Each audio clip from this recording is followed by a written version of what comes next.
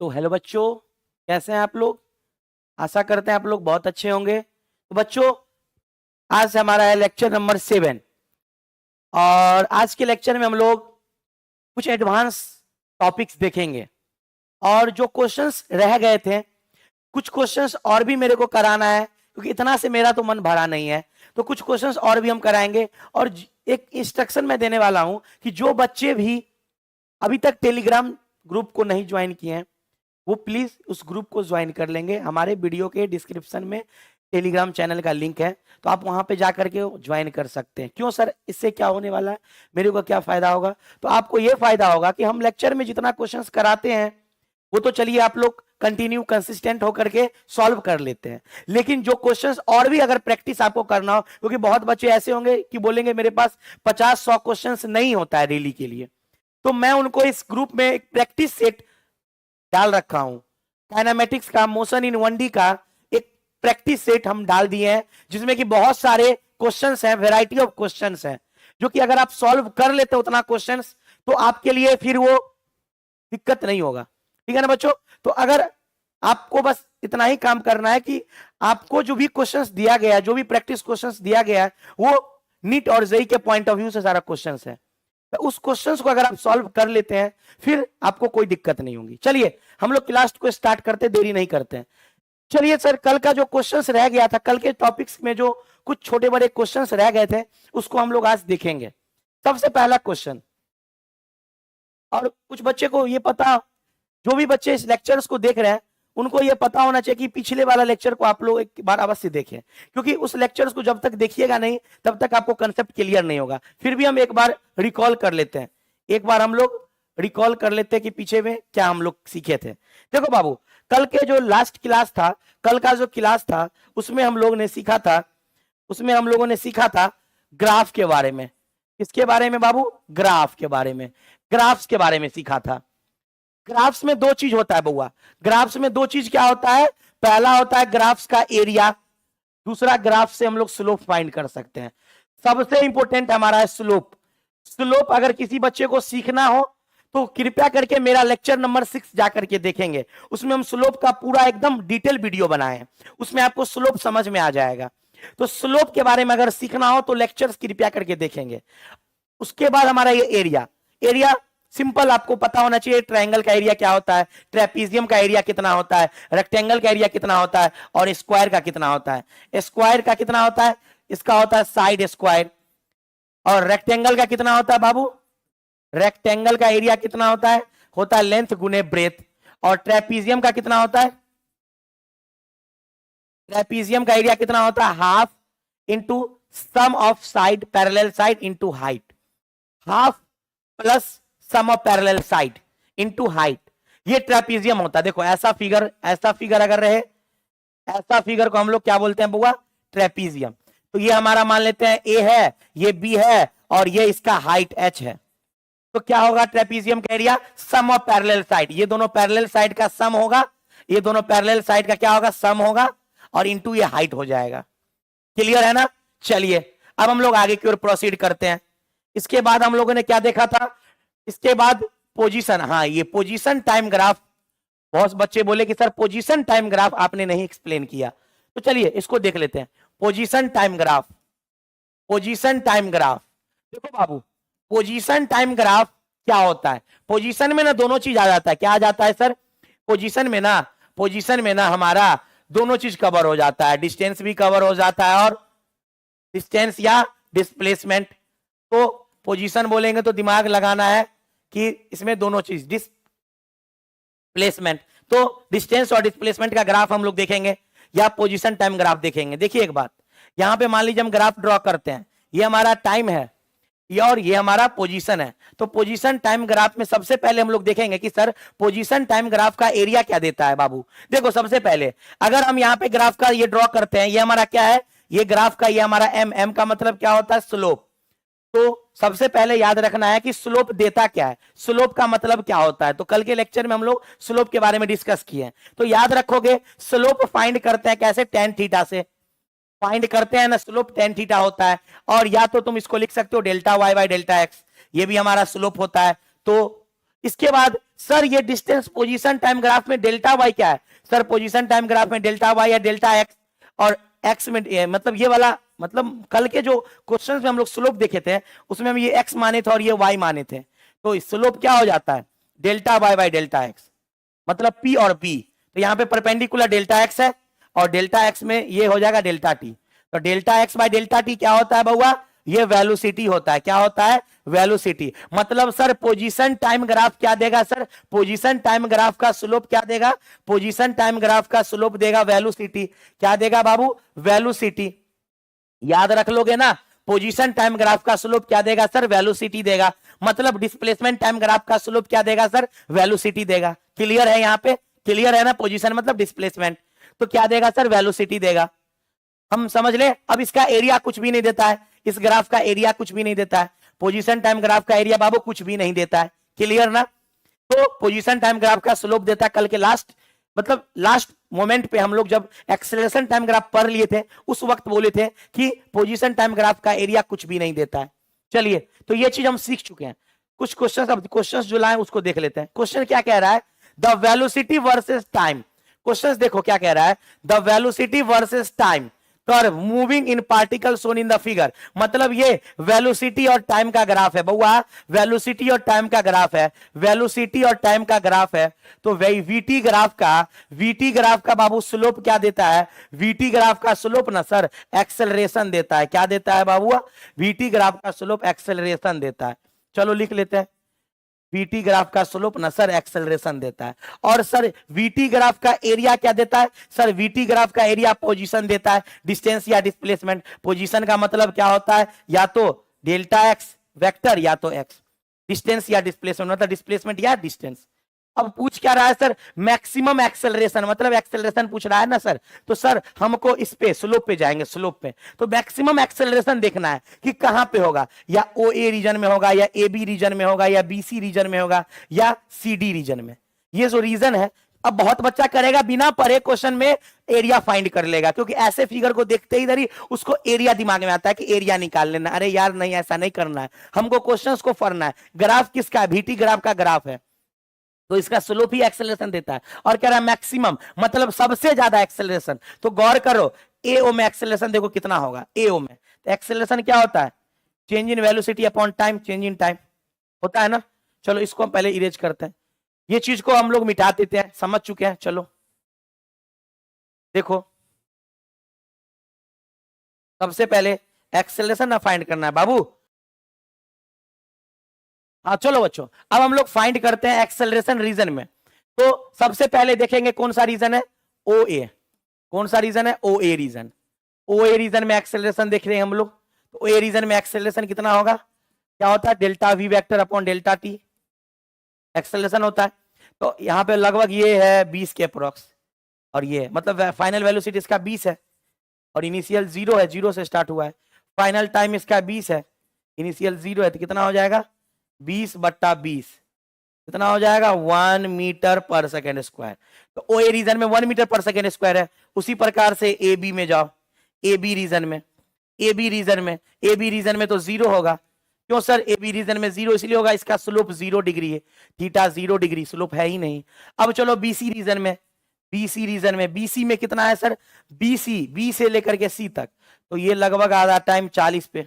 चलो सर कोई बात नहीं। तो बीसी रीजन में हमको एक्सेलरेशन लेना है, ठीक है सर कोई बात नहीं, ले लेंगे। चलो ए लेना है, कोई चीज है ना, फिगर नहीं, फिगर अलग है। चलो देखो, बीसी रीजन में लेना है, तो ए क्या निकलेगा? Change in velocity.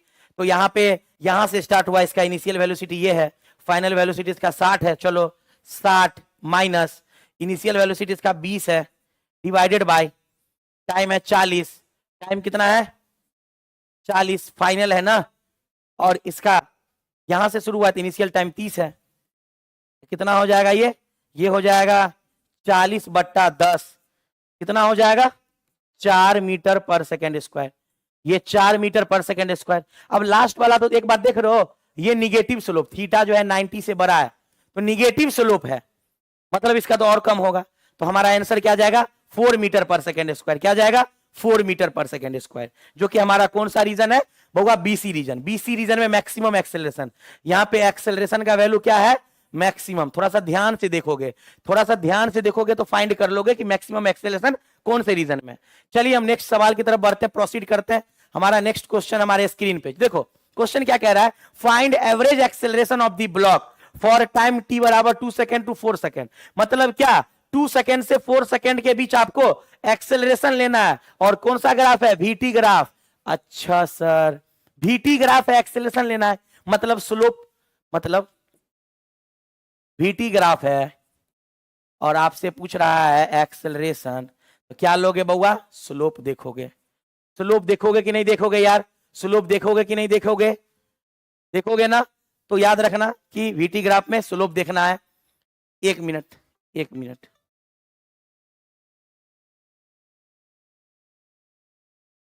Hello ji sir, ji good afternoon sir. ठीक है सर, हम आ जाएंगे। ठीक है सर भाई, कोई बात।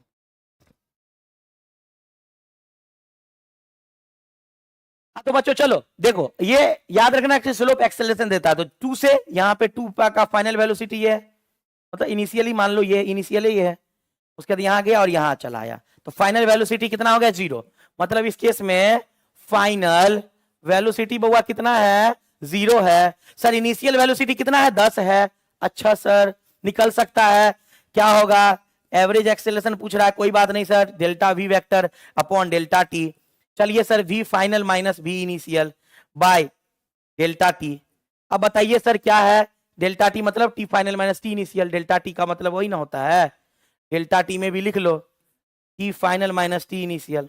अब करो तो कैलकुलेट, फाइनल वेलोसिटी कितना है, 0, इनिशियल वेलोसिटी कितना है बउआ, 10, डिवाइड बाय फाइनल टाइम कितना है, यहां से चला और ये वापस यहां आ गया तो 4, फाइनल टाइम 4, इनिशियल टाइम 2, तो टोटल कितना आ जाएगा वेलोसिटी, गौर से लिखो, दिख रहा है क्या, चलिए दिख रहा है, तो कितना हो जाएगा, -10/2, मतलब कितना हो जाएगा, -5 मीटर पर सेकेंड स्क्वायर। कितना हो जाएगा बउआ, -5 मीटर पर सेकेंड स्क्वायर। तो कितना आसान है, ग्राफ से हम लोग एरिया भी फाइंड कर सकते हैं और स्लोप भी। तो कब क्या लेना है ना, वो क्वेश्चन पे डिपेंड करता है, वो दिमाग लगाना पड़ेगा कि दिया क्या आखिरकार। चलिए क्वेश्चन हम लोग समझ चुके हैं। अब देखिए इस क्वेश्चन में क्या कह रहा है, कह रहा है VT ग्राफ। चलिए VT ग्राफ वेलोसिटी और टाइम का ग्राफ दिया हुआ है, पूछ रहा है डिस्टेंस, पूछ रहा है डिस्टेंस, पूछ रहा है पार्टिकल फ्रॉम ओरिजिन। देखो ये ऐसा सवाल है कि बच्चे तो बच्चे, टीचर्स भी गलत करते हैं इस सवाल को, समझने का फेर है, ये थोड़ा सा समझने की बातें हैं।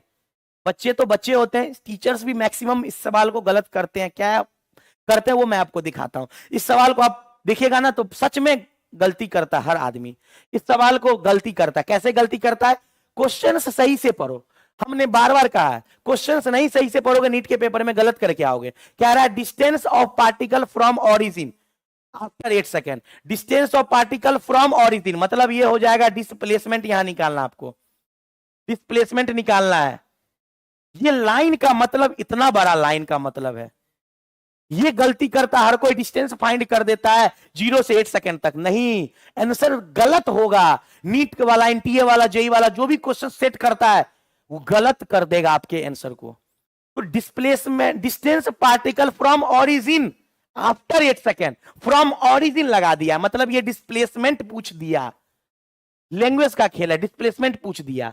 तो डिस्प्लेसमेंट में क्या करते हैं ना, याद रखना, वेलोसिटी टाइम ग्राफ में ना, अगर VT ग्राफ में ना, अगर हमको x चाहिए तो एरिया को जोड़ देंगे, अगर हमको x चाहिए तो एरिया, जो भी एरिया है जोड़ते जाओ। अगर डेल्टा x चाहिए मतलब डिस्प्लेसमेंट चाहिए, तो पॉजिटिव एरिया और निगेटिव एरिया माइनस होगा, पॉजिटिव है तो पॉजिटिव और निगेटिव है तो निगेटिव। जैसे कि ये ऊपर वाला एरिया पॉजिटिव है और नीचे वाला हमारा निगेटिव है, तो अगर डिस्प्लेसमेंट होगा तो पॉजिटिव प्लस होगा, निगेटिव वाला माइनस। लेकिन अगर यही चीज गलती करके आंसर लाते हैं कोई भी, बहुत आदमी दोनों एरिया को जोड़ देते हैं, और डिस्टेंस, क्योंकि डिस्टेंस पूछा है तो दोनों एरिया को निकाल के जोड़ दिया जाता है। करना नहीं हमको, डिस्प्लेसमेंट पूछा है, चलो निकालते हैं, हम लोग निकालते हैं। अब हमारा डिस्प्लेसमेंट पूछा है तो हम लोग निकालते हैं, दोनों एरिया निकालते हैं और उसको घटा देंगे, क्योंकि डिस्प्लेसमेंट के लिए ऊपर प्लस और नीचे माइनस। चलो ऊपर प्लस ऊपर का एरिया हमको ट्रेपीजियम लग रहा है क्या, ये ट्रेपीजियम लग रहा है क्या, डायरेक्ट करो डायरेक्ट करो, ट्रेपीजियम लग रहा है क्या, ये वाला फिगर ये वाला फिगर ये ट्रेपीजियम लग रहा है क्या, जी सर। नहीं तो बहुत आदमी इसको ट्रायंगल मान लोगे, एरिया A1, इसको स्क्वायर या रेक्टेंगल कुछ भी मान लोगे, एरिया A2 जो भी साइज देखोगे, और ये एरिया A3। तो इतना नहीं करना, एकाएक करके एरिया नहीं निकालना, डायरेक्ट ट्रेपीजियम मान लो। तो कौन सा ट्रेपीजियम है, ये ट्रेपीजियम, इसका एरिया क्या होगा, इसको मिटाते हैं, डायरेक्ट इसका एरिया मानो। तो हम लोग क्या करते हैं कि पूरे को A1 बोल देते हैं, इस पूरे को A1 बोल देते हैं और इसको A2 बोल देते हैं। A1 निकाल लो, A1 फाइंड कर, ट्रेपीजियम है half into sum of parallel side, ऊपर कितना है ये 1 से चला 3 तक गया, मतलब 2 प्लस 0 से चला यहीं तक है ना, सम ऑफ पैरेलल साइड ये वाला है ना, ये वाला ग्राफ है ना, तो ये वाला दूरी कितना होगा, 1 से 3 चला मतलब 2, और ये दूरी कितना होगा 4 तक, तो 4 इंटू हाइट, हाइट कितना है इसका 4, सॉल्व करो तो कितना हो जाएगा, हाफ इंटू 4 तो 6 गुने 4, 2 3 या 6, 4 3 12, 12 मीटर स्क्वायर, कितना आया एरिया इसका 12 मीटर स्क्वायर।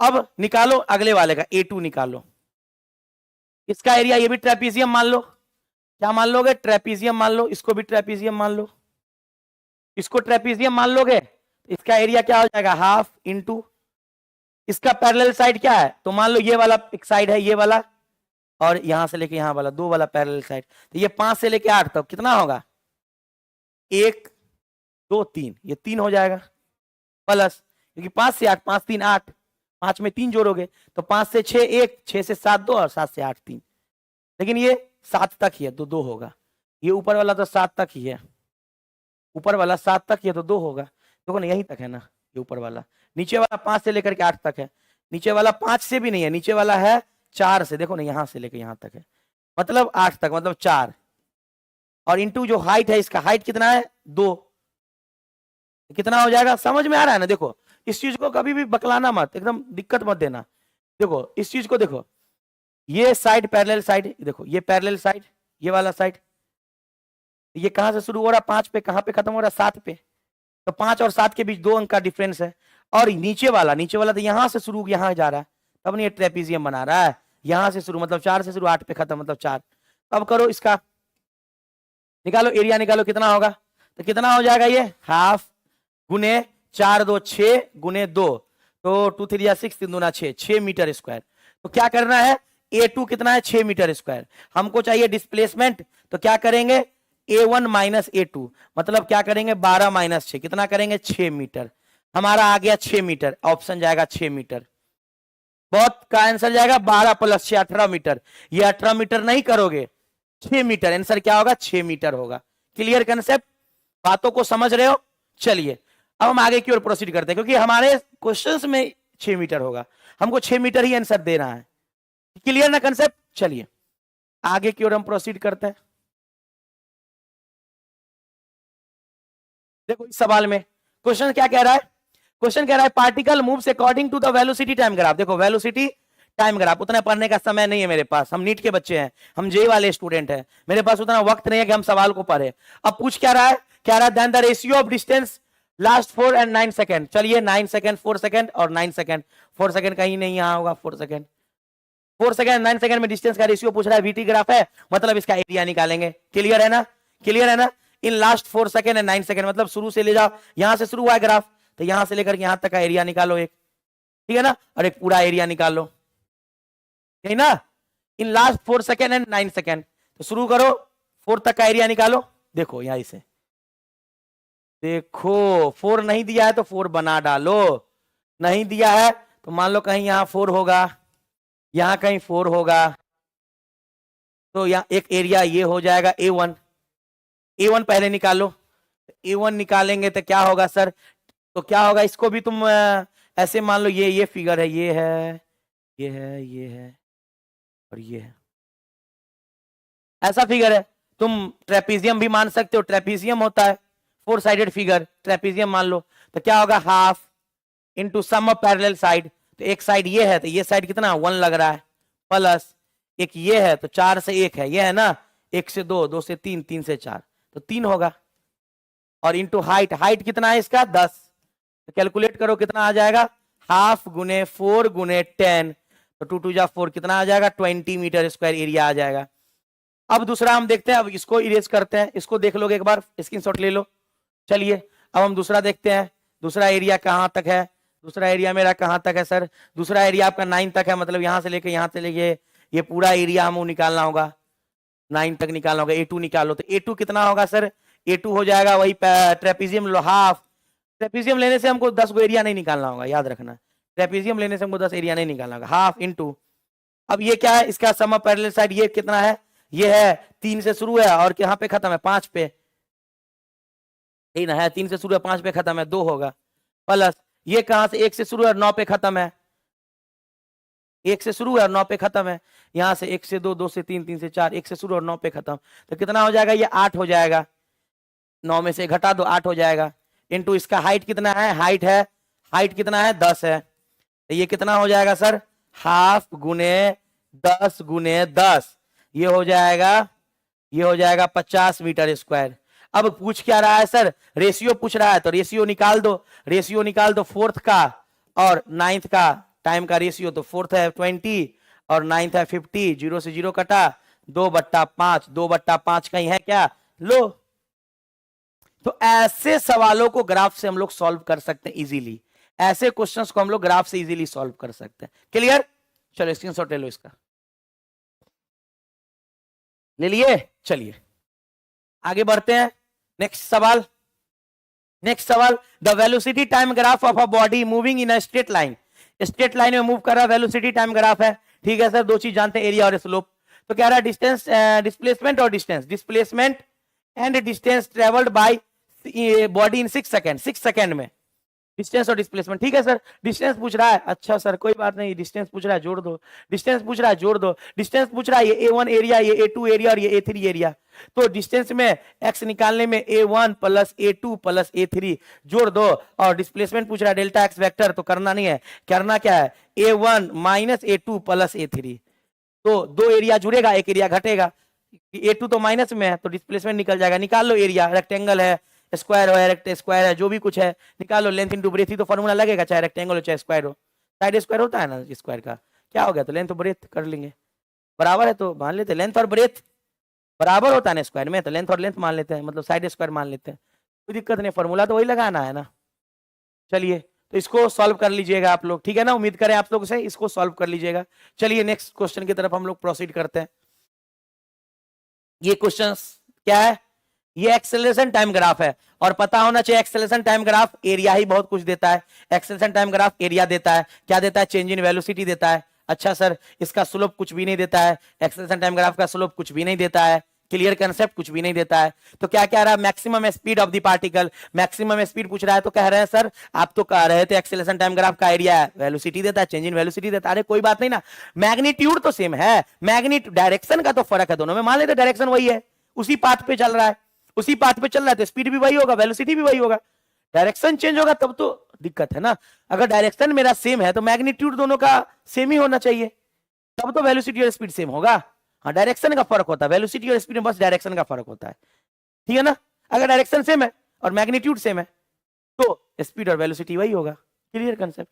चलिए निकाल लीजिए, तो इसका एरिया निकाल लो, इसका एरिया निकाल लो, एरिया क्या होगा, ट्रायंगल है तो हाफ, बेस कितना है 0 से 8 में 8, और हाइट कितना है इसका 5, तो कितना हो जाएगा 2 4 जाए 8, तो 20 मीटर स्क्वायर, मतलब इसका मैक्सिमम स्पीड कितना हो जाएगा, मैक्सिमम स्पीड कितना हो जाएगा, मैक्सिमम स्पीड मीटर स्क्वायर है तो 20 मीटर पर सेकेंड, क्योंकि इसका एरिया क्या देता है, स्पीड या वेलोसिटी, तो 20 मीटर पर सेकेंड, क्लियर कंसेप्ट, उम्मीद करें आप लोगों से समझ चुके हैं। चलिए आगे बढ़ते हैं, अब आगे बढ़ते हैं, नेक्स्ट हम लोग प्रोसीड करते हैं।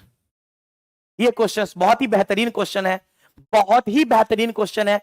क्वेश्चन क्या कह रहा है, कहीं ध्यान से देखोगे, एक्सेलरेशन और टाइम का ग्राफ है, इसका एरिया ही तो बहुत कुछ देगा, एक्सेलरेशन टाइम ग्राफ है, ये पॉजिटिव है और ये निगेटिव है, तो इसका एरिया क्या देगा सर, चेंज इन वेलोसिटी देगा, तो ऊपर वाला पॉजिटिव वेलोसिटी, नीचे वाला निगेटिव वेलोसिटी, देख लो, मतलब एक बार वेलोसिटी बढ़ेगा, एक बार वेलोसिटी घटेगा, एक बार वेलोसिटी बढ़ेगा, एक बार वेलोसिटी घटेगा, एक बार वेलोसिटी बढ़ेगा, एक बार घटेगा, बढ़ेगा घटेगा। मेरे अकॉर्डिंग ऑप्शन 1 होगा। एक बार वेलोसिटी बढ़ेगा, एक बार वेलोसिटी घटेगा, एक बार पॉजिटिव, एक बार निगेटिव है, तो ये ग्राफ बढ़ रहा है फिर घट गया। तो एक बार वेलोसिटी इंक्रीज, एक बार डिक्रीज होगा, क्योंकि ऊपर में लग रहा है पॉजिटिव है, नीचे लग रहा है निगेटिव है। ऐसा तो कोई नहीं है, ये भी नहीं लग रहा, ये भी तो नहीं लग रहा, ये भी नहीं लग रहा है, तो हमारा ये ग्राफ है। वेलोसिटी इंक्रीज हो रहा है और डिक्रीज हो रहा है। क्लियर ना? आपको तो पता है ना कि एक्सेलरेशन टाइम ग्राफ क्या देता है। एक्सेलरेशन टाइम ग्राफ, ये इसका एरिया जो है क्या देता है, delta V vector, change in velocity. तो एक बार वेलोसिटी पॉजिटिव है, इनिशियल में वेलोसिटी पॉजिटिव है, फाइनल में वेलोसिटी जो है, फाइनल वेलोसिटी वो क्या है, वो निगेटिव है। एक बार बढ़ेगा, पॉजिटिव मतलब इंक्रीजिंग है, और एक बार निगेटिव मतलब क्या है, डिक्रीजिंग होगा। बात को समझ रहे हो? Clear concept? चलिए आगे हम लोग प्रोसीड करते हैं, क्योंकि आज का टॉपिक भी मेरे को देखना है, क्लियर करना है। चलिए आ गए। तो आज का मेरा टॉपिक है, बहुत ही शानदार टॉपिक है, मोशन अंडर ग्रेविटी। बहुत ही कॉम्प्लिकेटेड क्वेश्चंस आते हैं, ऐसे ऐसे क्वेश्चन, मतलब कोई भी एग्जाम में बच्चे को ये टॉपिक बहुत ही कठिन लगता है। तो आज मैं इस टॉपिक को लेके आया हूं, उम्मीद करता हूं आप लोगों से कि आप लोगों को बहुत बेहतरीन ढंग से मैं समझा पाऊंगा। चलिए, मोशन अंडर ग्रेविटी, इसको हम लोग फ्री फॉल के नाम से भी जानते हैं, फ्री फॉल के नाम से भी जानते हैं, इसको हम लोग फ्री फॉल के भी नाम से जानते हैं, इसको हम लोग फ्री फॉल के नाम से भी जानते हैं। मोशन अंडर ग्रेविटी देखो क्या है, मोशन अंडर ग्रेविटी, किसी भी चीज को ऊपर से गिराया जाए या उस चीज को छोड़ दिया जाए, छोड़ देंगे तो फ्री फॉल, छोड़ देंगे मतलब फ्री फॉल, मतलब इनिशियल स्पीड 0। तो हम लोग किसी चीज को छोड़ दे हैं या किसी चीज को फेंक रहे हैं या नीचे से ऊपर फेंक रहे हैं, ऐसे क्वेश्चंस को हम लोग इस मोशन अंडर ग्रेविटी में देखने का प्रयास करेंगे। मोशन अंडर ग्रेविटी, ग्रेविटी के अंडर में मोशन हो रहा है, जैसे फेंके एक्सेलरेशन खींच लेगा, एक्सेलरेशन खींच लेगा, जैसे इसको हम खींच रहे हैं तो एक्सेलरेशन नीचे ही लेगा। तो किसी चीज को ऊपर फेंक रहे हैं, उसका एक्सेलरेशन घटेगा, घटेगा ना बउआ, घटेगा कि नहीं घटेगा, उसका स्पीड घटेगा। किसी भी चीज को ऊपर फेंक रहे हैं, उसका स्पीड घट जाएगा, क्योंकि जी नीचे लग रहा है, स्पीड ऊपर है। देखो ना, किसी चीज को ऊपर फेंक रहे हो और एक्सेलरेशन हमेशा नीचे लगेगा जी। किसी चीज को ऊपर फेंक रहे हो तो इसका स्पीड घटेगा, स्पीड घटेगा। लेकिन किसी चीज को नीचे फेंक रहे हो, एक्सेलरेशन भी नीचे लग रहा है, इसका स्पीड बढ़ेगा, स्पीड बढ़ेगा, मतलब ए और बी का डायरेक्शन सेम होगा तो स्पीड अप, ए और बी का डायरेक्शन अलग होगा तो स्पीड डाउन। यहीं पे इसी केस में एक्सेलरेशन माइनस जी में बदल जाता है, एक्सेलरेशन माइनस जी में बदल जाता है। मोशन अंडर ग्रेविटी का जो इक्वेशन हम लोग जानेंगे, इसका इक्वेशन को हम लोग देख लेते हैं। इसके इक्वेशन को पहले हम लोग देखने का प्रयास करेंगे। चलिए इसके इक्वेशन को हम लोग पहले देख लेते हैं कि मोशन अंडर ग्रेविटी का जो जैसे हम लोग पढ़े थे ना इक्वेशन ऑफ मोशन, तो मोशन अंडर ग्रेविटी में इसके इक्वेशन को हम लोग देखते हैं कि इक्वेशन क्या होता है। Equation of motion under gravity, motion under gravity का जो है ना इक्वेशन क्या होता है, मोशन अंडर ग्रेविटी का इक्वेशन क्या होता है। देखो सबसे पहले हम लोग पहला इक्वेशन क्या पढ़े थे, v बराबर u प्लस ए टी।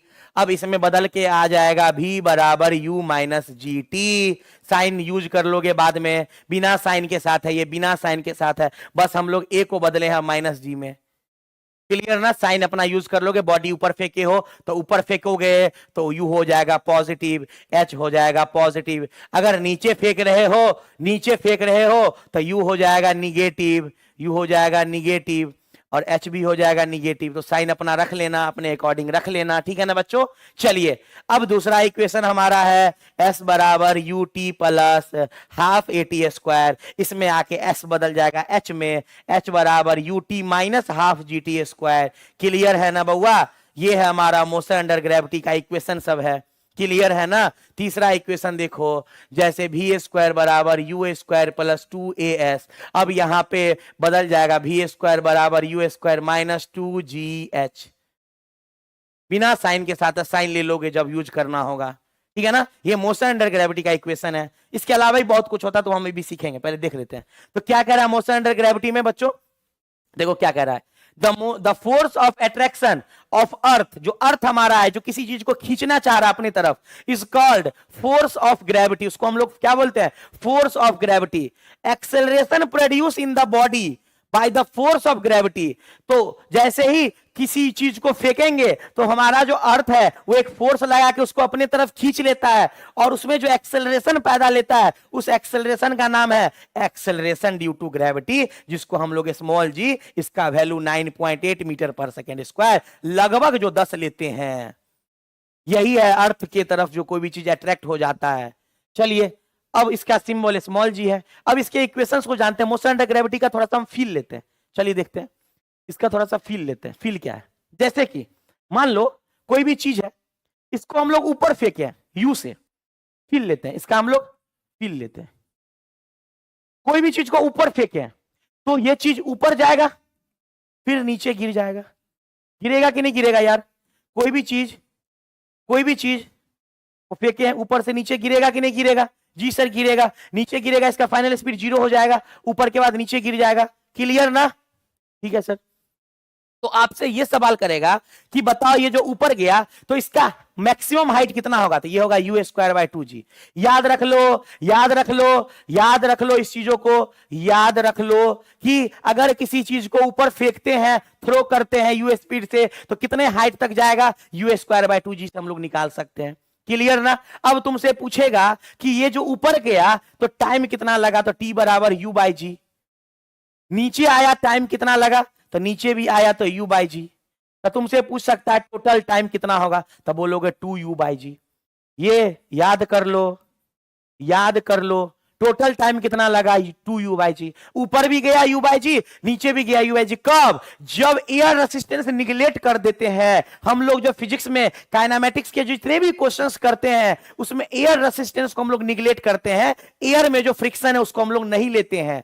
जब एयर में फ्रिक्शन नहीं लेंगे तो जितना तेजी से ऊपर जाएगा उतना ही टाइम पे वो नीचे गिरेगा। मतलब 5 सेकेंड ऊपर जाने में तो 5 सेकेंड नीचे आने में भी। मतलब तब होगा जब एयर ग्रेविटी या एयर फ्रिक्शन हम लोग नहीं लेंगे। एयर ग्रेविटी या एयर फ्रिक्शन हम लोग नहीं लेंगे। क्लियर ना? 1 मिनट रुक जाओ।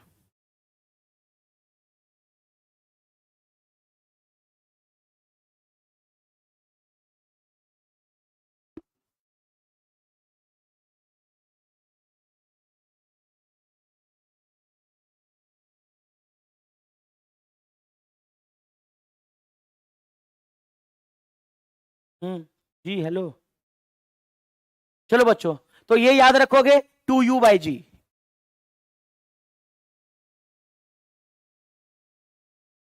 हाँ तो बच्चों ये याद रखोगे कि ये हमारा टाइम है, ये हमारा टाइम है। अब जैसे कि अब नेक्स्ट चीज देखते हैं। जैसे कि मान लो कि कोई भी चीज को, ये हमारा हाइट है, मान लो बिल्डिंग है,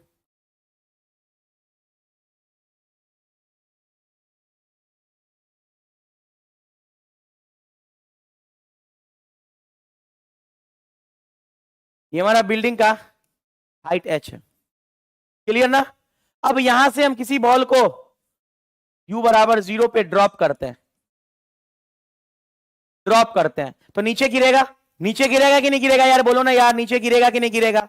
तो नीचे गिरेगा। जो टाइम पूछेगा तुमको बोलोगे रूट अंडर 2h बाई जी। यहां पे टाइम अलग हो जाएगा, यहां पे टाइम अलग हो जाएगा। याद रखोगे जब किसी बॉल को ऊपर से गिराते हैं नीचे की तरफ धड़ाम से, तो यहां पे जो टाइम होगा रूट अंडर 2h बाई जी। ये h हमारा हाइट है, ये h हमारा क्या है? हाइट है। अब जैसे ही नीचे गिरेगा तो आपसे पूछेगा कि नीचे गिरने के वक्त जो इसका स्पीड है वो क्या होगा? Root under 2gh। याद रखोगे नीचे गिरने के वक्त जो इसका स्पीड होगा रूट अंडर 2gh, ये भी याद रखोगे। ठीक है ना? बोलेगा जब ये नीचे गिर रहा होगा तो किसी आदमी उसको पकड़ेगा तो कितना तेजी से झटका लगेगा, वहां पे स्पीड क्या होगा इसका? तो वो हो जाएगा रूट अंडर 2gh। नीचे गिरने पे उसका स्पीड क्या होगा फाइनल? तो रूट अंडर 2gh। क्लियर ना? ये भी याद रखोगे। ये कंसेप्ट थोड़ा सा दिमागी है। उसके बाद हम देखो, मान लो ये मेरा बिल्डिंग का हाइट है, ये मेरा बिल्डिंग का हाइट है। यहां से मान लो कि 3 बॉल है। एक बॉल को हम लोग ऐसे फेंके हैं, उसके बाद मान लो एक बॉल को हम लोग ऐसे फेंके हैं यू स्पीड से, और एक बॉल को हम लोग ऐसे फेंके हैं। ठीक है ना? ये पहला बॉल, ये दूसरा बॉल, ये तीसरा बॉल। तीनों कंडीशन देखना। एक बॉल को हम लोग ऐसे फेंके हैं, एक बॉल को हम लोग ऐसे फेंके हैं, और एक बॉल को हम लोग ऐसे फेंके हैं। तीनों का तीनों अलग अलग तरीके से अलग अलग डायरेक्शन में फेंके हैं। आपसे यह सवाल पूछेगा कि जब नीचे गिरेगा तीनों बॉल, जब नीचे गिरेगा तीनों बॉल इस वक्त, तो इसका टाइम सेम होगा या नहीं होगा? तो टाइम तीनों का अलग अलग होगा। मान लेते हैं ये इसका टाइम t1 है, इसका टाइम t3 है और इसका टाइम t2 है। चलो, तो तीनों का टाइम अलग अलग होगा, लेकिन तीनों का जो वेलोसिटी गिरने का होगा ना, v1 बराबर v2 बराबर v3, तीनों का वेलोसिटी अलग अलग होगा, मतलब सेम होगा। सॉरी, तीनों जब गिरेगा ना, तो इस मोमेंट पे तीनों का तीनों फाइनल वेलोसिटी जो होगा उस सबका इस मोमेंट पे सेम होगा। पहला बॉल ऐसे फेंको या ऐसे फेंको या ऐसे फेंको, यहां पे जो फाइनल स्पीड होगा, सॉरी इसको याद रखोगे, final speed, speed, final speed, ठीक है ना, ये कंडीशन होगा। क्लियर ना, याद रख लोगे ना, तीनों का स्पीड क्लियर है, तीनों का स्पीड क्या होगा, फाइनल स्पीड क्या होगा, सबका सेम होगा, चाहे ऐसे फेंके चाहे ऐसे फेंके चाहे ऐसे फेंके। जब ये एट ए मोमेंट नीचे गिरने लगेगा तो नीचे का फाइनल स्पीड क्या होगा, तीनों का सेम होगा। इसको याद कर लोगे ना, जल्दी से नोट करो। आगे हम लोग देखते हैं अगला कंसेप्ट, जैसे कि एक और कंसेप्ट, धांसू कंसेप्ट। कंसेप्ट क्या है? कंसेप्ट, सर मान लो किसी बिल्डिंग से वही हम लोग एक बॉल को ऐसे फेंके हैं, एक बॉल को हम लोग ऐसे फेंके हैं यू स्पीड से, मान लेते इसका टाइम लगा t1। उसी प्रकार से हम लोग किसी बिल्डिंग से एक बॉल को ऐसे फेंके हैं यू स्पीड से, इसका टाइम लगा t2। ये दूसरा बॉल है, ये पहला बॉल था। और इसी बिल्डिंग से मान लेते हैं किसी बॉल को हम लोग, इसी बॉल को ड्रॉप किए, u बराबर 0 पे ड्रॉप किए, और इसका टाइम मान लेते हैं t3 में नीचे गिरा। नीचे गिरने का टाइम तीनों का अलग अलग मान लेते, तीनों का अलग अलग ही है, होगा बिल्कुल होगा, टाइम अलग अलग होगा, तीनों का टाइम अलग अलग होगा नीचे गिरने का।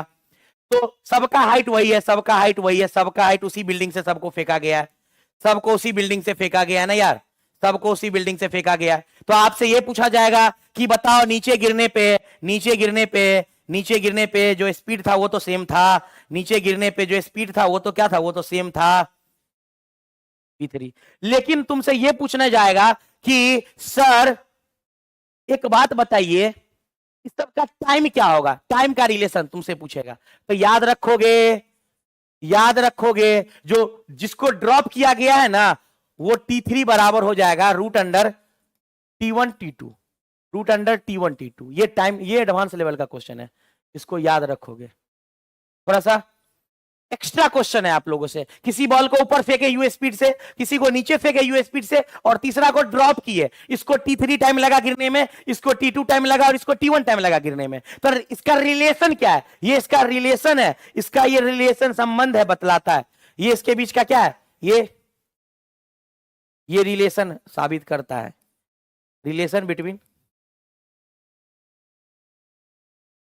थ्री केसेस, ये तीनों केसेस का रिलेशन है, ये टाइम का रिलेशन है। किसका रिलेशन है, टाइम का रिलेशन है, ठीक है ना बच्चों।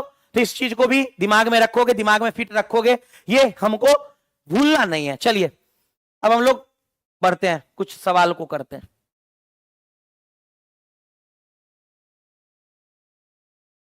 चलो देखो, ये वही केस है, ये तीनों है, मान लो इसको, देखो ये वही केस है, ये वही केस है, ये वही तीनों केस है, ये वही केस है। मान लो इसके 1 बोलते थे, इसको 2 बोल देते, इसको 3 बोल देते हैं, इसको ऊपर फेंके यू से, इसको इधर फेंके यू से, और इसको नीचे फेंके यू से। तो जब फाइनल स्पीड होगा, जो फाइनल स्पीड होगा वो तीनों का v1 बराबर हो जाएगा, v2 बराबर हो जाएगा v3।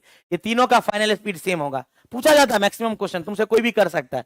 लेकिन जब आपका टाइम का बारी आएगा, जब टाइम का बारी आएगा, तो मान लो इसको u बराबर 0 से फेंके हैं, इसको u से फेंके हैं, इसको जो भी फेंके हैं, तो टाइम का रिलेशन होगा तो t3 बराबर हो जाएगा रूट अंडर t1 t2।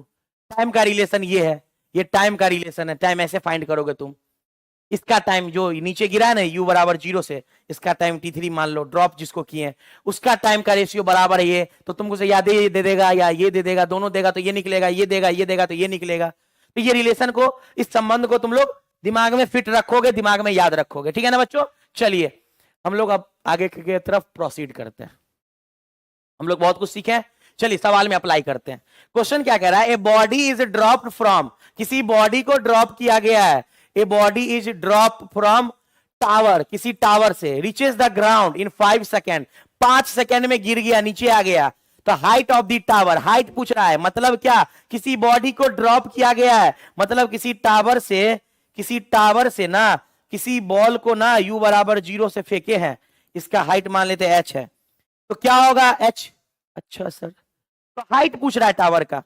एक बात बताओ, फेंकते हैं तो हाइट, हमारा ये चीज था, देख लो एक बार, देखो कंसेप्ट देखो, हम अभी सिखाए थे तुम लोगों को कि किसी बॉल को फेंकते हैं तो हाइट ऐसे निकलता है, लेकिन जब किसी को ड्रॉप करते हैं तो उसका टाइम ये होता है, तो टाइम से यहां से h निकल जाएगा, यहां से h निकल जाएगा, तो चलो पुट कर दो, तो t बराबर क्या होता है, तो ये लिखो t बराबर क्या होता है, रूट अंडर 2h बाई जी, यहां से रूट इधर जाएगा तो हो जाएगा टी स्क्वायर बराबर 2h बाई जी, यहां से तुम h निकालोगे, h बराबर g इधर जाएगा, 2 g इधर जाएगा और 2 नीचे जाएगा, मतलब g टी स्क्वायर बाई 2।